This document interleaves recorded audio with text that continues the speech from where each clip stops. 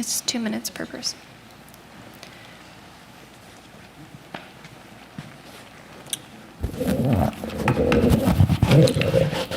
I'm going to start. Commissioner, I'm a resident of Linda Vista Drive. Since the housing element was adopted, there has been a material change in the safety conditions. As the city noticed, this area has been designated as a very high fire hazard severity zone at the wildlife-urban interface. This is a change fact which the commission must weigh in. My two asks. Please do not find this project exempt from CEQA under AB 130. The statute explicitly excludes sites in a very higher fire hazard safety zone, and this site should not be exempt from CEQA. And the second one is place all fire safety communications in public records before the commission votes. Every exception, every waiver signed and cited. Why? The residents have submitted how California Fire Code is being applied by the Sacramento Metropolitan Fire District. Sacramento makes the laws which govern our state, and the interpretation of the local fire district carries weight. These guidelines meant to apply to all developments, and to not apply them in a very high fire hazard severity zone, it would be an abdication of your responsibility to the citizens and residents of Cupertino. The couple of things. First thing is, as interpreted by Sacramento Fire District, any complex which has more than 39 units, multifamily, requires 2 exit roads. This one has 51, and it has only 1. The second part is aerial access requirement for fire safety. Fire engines often use aerial ladders to go up to the 3rd floor, and the requirement, as clearly stated, is if the building is about 30 feet. We know that the buildings are going up to 40 feet, and why those requirements are not being enforced in a very high fire hazard zone is beyond I cannot understand why. The third part is we did some analysis on whether 10-foot setbacks are good enough for even manual ladders. And even they're not enough. You need about 10 to 12 foot of space for a fireman to be able to operate a manual ladder and go up to the 3rd story. And even that's not met by that. All those findings have been shared and written comments. And it would be prudent for the commission to go through all those things before you make any determination of this. I think the other aspect is Sacramento wants us to build housing, but they don't say that you have to destroy all setbacks and build 2,700 square foot townhomes to meet affordable housing requirements. If these townhomes are reduced to 1,500 square foot, we can meet the 30-foot setback requirements required by code. And there is no reason why the city should jeopardize our safety just because some developer or something has to maximize their profits. Thank you. That is your time. Our next speaker is Craig Cummings, followed by Srinivas Ravandra, followed by Rhoda Fry. Welcome, Craig.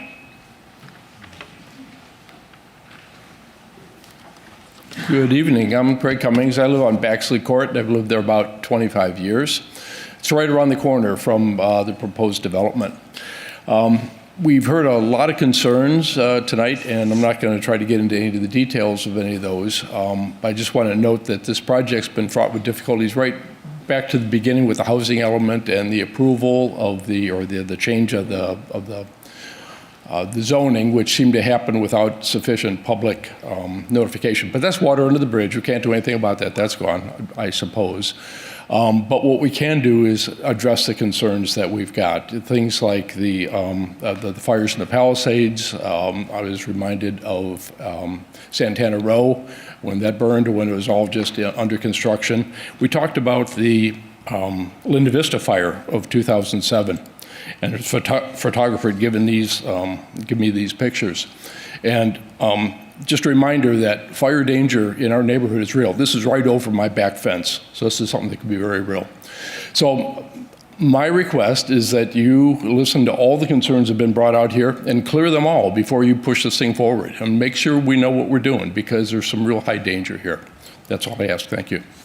One more picture.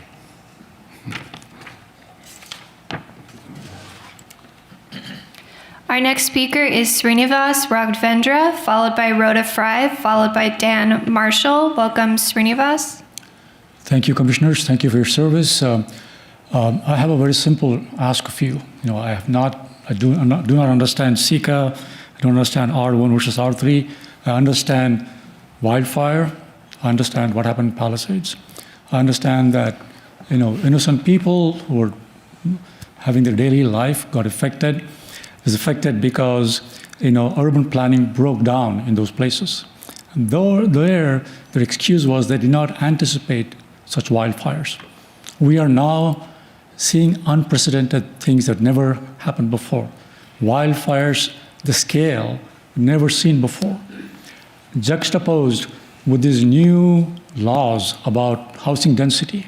So people who made this housing density probably have not understood the risk that we folks take. I also live on Baxley Court. I also saw that the airplane dumped fire retardant just behind our back doors. These are real problems. These are not hypothetical problems. We have 3 schools in our neighborhood. At 2 p.m., you can't take a bike through that, leave alone a car. So if at 2 p.m. you have a wildfire, imagine the evacuation backlog.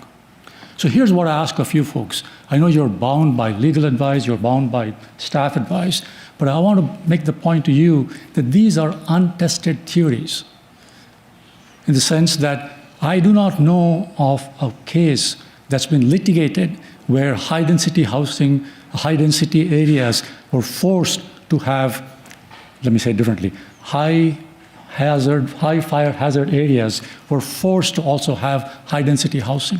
This almost seems so absurd on the face of it. I can't imagine any judiciary, any judge support that. So I ask of you the following. I'm going beyond what my followers. I'm asking you to go beyond and be ready for a legal battle if necessary, because a lot of other communities will cheer us on and support us on, because what's out there is absurd. You cannot have high-density housing in a high fire hazard zone. There's nothing that people in Sacramento say that can make it right. You heard Supreme Court opine on this long time ago that you cannot do stupid things. There's a law of the country. That nothing can override that. So I ask of you, please push back and say no to this. These are nice gentlemen, nice people, but they do not understand. They don't live where we live. You're nice people, but you don't live where we live. We live with the threat of a wildfire in our backyard. And that is something you need to internalize. And so I ask of you, please push back on this. And if this becomes a matter of litigation, we'll support you. We'll blaze new trail here that the rest of Cupertino, the rest of the country will do. Thank you very much. Thank you. That is your time. Our next speaker is Rhoda Fry, followed by Dan Marshall, followed by Connie Cunningham. Welcome, Rhoda. Hi, I feel a little bit challenged following all of this compelling testimony this evening. In hindsight, if the state had come in with where we are with the fire at this point, would our housing element have come out different? And I also wonder about CEQA. I don't see how this project could possibly be exempt from CEQA, and that is the overriding issue, because everything that you're asked to vote on tonight is predicated on a CEQA exemption.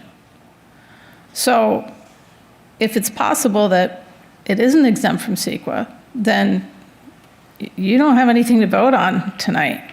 So I wonder about that. I wonder about how those individual homes, those new homes, could possibly get home insurance. There's homes that are already built where people just can't afford their home insurance now. As a mitigation, if this project were to move forward, I think that they should look into rock wool for their insulation assemblies. It's essentially, rock wool is kind of like what those fire logs are made out of, in fake fire logs for fireplaces. They don't burn, so that would help. Your job is to protect the residents, but also to protect the city. And I've seen the school traffic. I've lived through it. I'm not a neighbor of that property, by the way, so it's sort of not exactly my backyard. I've seen the traffic. I've been in the traffic on McClellan. It's with the schools, it's quite daunting. And we need to make sure that we're doing due diligence on this. Because if it gets built and there's issues, and you've heard a compelling number of them, then the city is liable. And I want the city to spend money on parks and things that make our lives great, and rather than lawsuits and, of course, having the potential of loss of life in our community. Thank you. Thank you, Rhoda. Our next speaker is Dan Marshall, followed by Connie Cunningham, followed by Lynn Y. Welcome, Dan.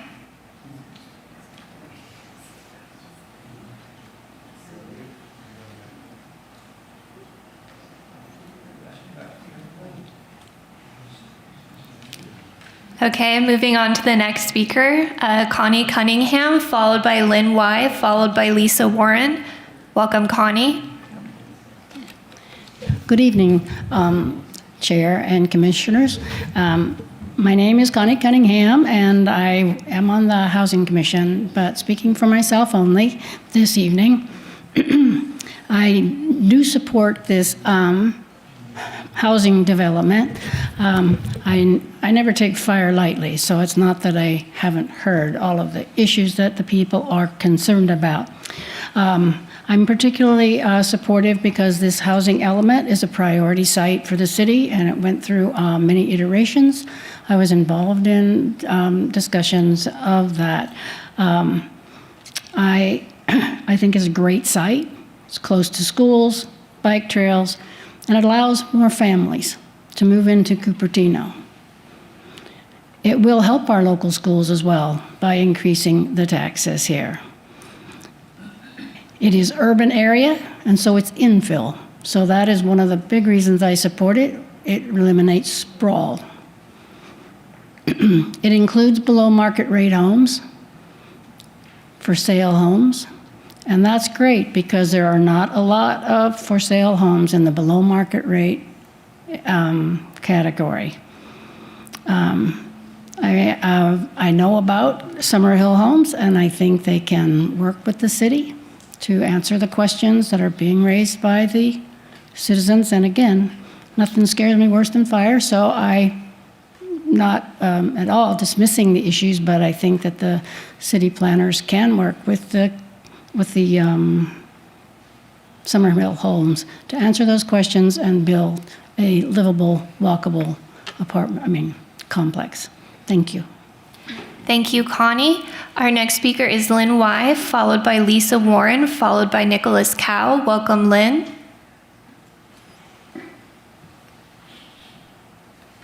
Hello, can you hear me? Yes, we can hear you. Thank you. So I'm a resident of the neighborhood. First of all, I think this land, this parcel should be developed. Based on what it is, like semi-abandoned for decades, it doesn't really fit with the neighborhood. But in the meantime, how the plan is drafted right now is also not fit with the neighborhood. I think what's really lacking on this whole thing is the transparency to the neighborhood, to the entire community. When we first heard about this thing, we say, oh, we are building high-density homes. It was a surprise because we've been thinking this one, again, abandoned by, for several decades, is a R1 zoning that, if when they develop, should be the same as the conjunction neighborhood. But what was surprising is when we heard about this development probably 2 years back, and we were told that the zoning change was already done.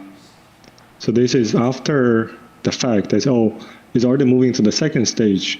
While even the first stage, there's a big lack of transparency to us, the neighbors. And later on, I learned that, there was hearings, there was some notice sent over to the residents, but many of us living right around this neighborhood, none of us got any notifications. There was no signages posted on the parcel. And also seems like there was like say like 20,000 letters sent out to some other Cupertino resident areas. So I guess one of the transparency I'm looking for is when this big zoning change happens, what is the requirement and what is the typical practice? If none of us in the direct neighborhood is even notified, there may be something missing. I also heard from other people that in those letters that people did get notified, there was only partial numbers. There was no map, there was no even address. So I'd like to ask everybody here, who know your own home partial number? Not to mention your neighbors. So there's definitely something missing even from the step one, the zoning change. The other thing I'm trying to say is try to check on the site and try to check on the neighborhood. It takes forever to get out of the neighborhood around 8 a.m. in the morning, around 2 p.m. to 4 p.m. in the afternoon. Here we have a lot of kids, a lot of senior people, working parents, everybody. We need to get out of this place to do regular things. And not to mention the fire, which is many people have mentioned. Even on a regular day, it's taking forever to get out of this place. So I'm trying to see if we can do a simulation. Just put, 51 tents plus, 100 cars in this site and see what's going to happen. Do a simulation for a few weeks and then come back with a better proposal.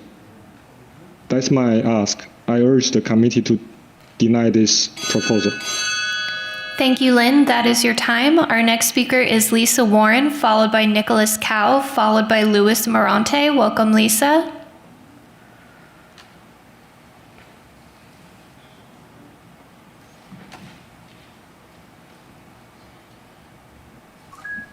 There we go. Can you hear me? Yes, we can hear you. Okay, it took a while for the unmute button to show up. So I've heard a lot of, so I don't live in the area. In fact, I live probably as far away as I can from where it is, or as anyone can, and still be in the city. But I feel for these neighbors. I'm pleased that they all have varying arguments for why this is not good, and there hasn't been a lot of repetition. I love the phrase untested theories from one speaker, because that, in my mind, is what all the state laws is all about and has been. And they build on each other. And, oh, we forgot to do this, which will mess things up even more. So we'll just add it to the next bill. So the city really doesn't have the control we all want them to have. And we all, because I don't live there, I hope that when there's something happening elsewhere in the city, everyone sticks up for their city, not just their neighborhood. We all need to pull together and feel the pain, whatever it is and however it relates to the neighborhood that these things are going into. And just remember, we are supposed to be a community and we should care about other people's neighborhoods. There's been some of that going on, but sometimes people are so busy you can't keep track of it all. But it's painful. And the staff can't do everything they want to do. And we need to really pay attention to who we vote for at the state level. Really pay attention. And spend money, spend time supporting who you think is going to do the right thing. I want, and by the way, below market rate, that's a joke in ways. I mean, it's a good idea, but that's not affordable in many, many, many, many cases. I would like the developer to confirm that, or the city to confirm that this will be required. The 10-foot setbacks and the shrubs being planted, those can be planted, they can grow, then they can die, Are these 10-foot spaces, setbacks where the shrubs are going to be in yards of some of these dwellings, or are they in open shared space? Who needs to maintain those so that they grow the way they are supposed to and that they don't die, they don't get cut by a gardener? If it's not the developer taking care of that space, that has to be written in clearly to whoever buys the units that are hosting the trees. So I think that I would appreciate hearing what that expectation is. Thank you. Thank you, Lisa. Our next speaker is Nicholas Cow, followed by Louis Morante. Welcome, Nicholas. Hi, I'm a resident on Linda Vista Drive as well. And I want to thank the gentleman before me that spoke about, fitting things where they don't belong. Looking over the proposal, I noticed so many waivers given to the developmental housing. Almost seems to me like you're trying to jam a square block into a circular hole. For instance, not to sound like a broken record or anything, but talking about, the 30-foot setbacks and why we can't do that. What is the issue then with not building 2,700 square foot lots? Reducing that and following the law. Why are we made so many concessions just for this development property? Thank you. Thank you, Nicholas. And our next speaker is Louis Morante. Welcome, Louis.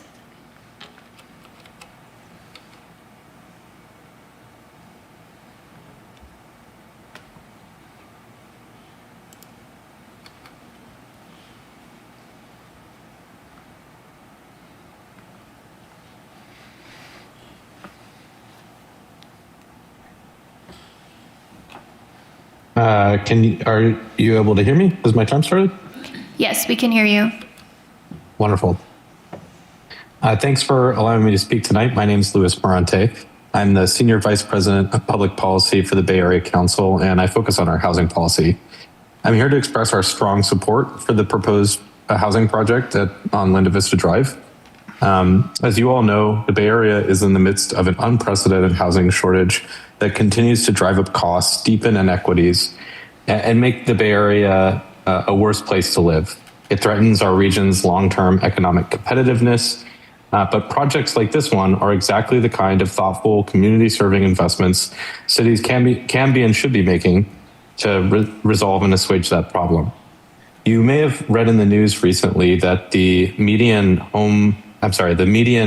age of a first-time home buyer in the United States just became 40 years old for the first time. That is the oldest median age for a first-time home buyer in American history, and it's symptomatic of the high cost of housing in California and across the country that projects like this are intended to solve. This project would deliver 51 townhome-style condominium units, which are the starter home of the future, and they include family-sized 4-bedroom floor plates, among others. Home ownership-oriented housing at this scale is increasingly rare in today's market, particularly in high-opportunity areas like Cupertino. If we want teachers, engineers, nurses, and young families to be able to put down roots here, we need more opportunities like this. The people who are going to live in these houses often already work in our communities, and this will give them an opportunity to spend more time with their families and be more well-rooted in the communities they already serve. This project also delivers meaningful fiscal and civic benefits, approximately $2.2 million in park fees, about $570,000 in school impact fees, and estimated $50,000 in annual net benefit to the city's general fund, along with the commitment to incorporate public art along the frontage. In short, this is a well-designed project that advances your housing element goals, supports your regional housing needs allocation, and provides tangible community benefits. I urge you to approve the Linda Vista Drive project and make an important step towards addressing our housing crisis while expanding homeownership opportunities in the Bay Area. Thanks for your time and consideration. Thank you, Louis. We have no speaker cards in person and no hands raised on Zoom, Chair.